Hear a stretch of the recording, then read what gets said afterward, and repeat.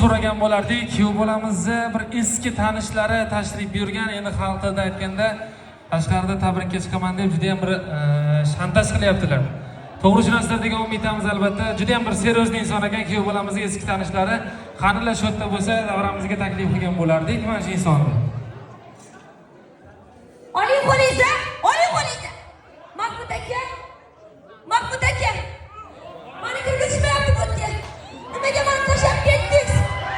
Bugun sizni baxtli kuningiz ekan, Mahmud aka. Oling qo'lingizni. Kirmaydi olmasiga. Oling qo'lingizni, men kiraman. Assalomu alaykum, barchaga.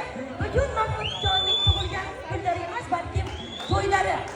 Hamma hayron qolgan bo'lishi mumkin. Assalomu alaykum barchaga. Albatta bu hazil. Mahmudjon ukajonim to'ylamoqchi bo'lsin, bir baxtli bo'linglar. Shunchaki bu hazil edi, o'ylamaylar boshqacha ana hollarni qarashini ko'rdim, tepaga qarab turdim. Faqatdan keldim. Tikan gul-guldir har narsa o'z holicha, azizlarim dunyoni qabul qilib yuboricha. Hammaning uyida shunaqa to'ylar bo'lsin. Ukajonim Abdushiy hurmatdasiz. To'ylamoqchi bo'lsin, keyingi yilga inshaalloh 5 to'ylarga kelish nasib qilsin.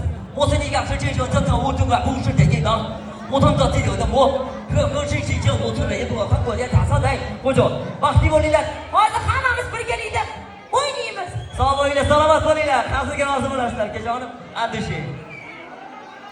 Bu inson Instagramda qonida aytgan bola bo'ladi. Bu inson ko'pchilik taniydi. Ayollarimiz ham tanib oldi. Endi tanimaganlar ham tanidi. Kuyov bola, hammasi joyidami? Kelin turtmayapti. Bolangiz hech ko'rib bir izah bo'lsa, labbayaki jonim, yana so'z bering.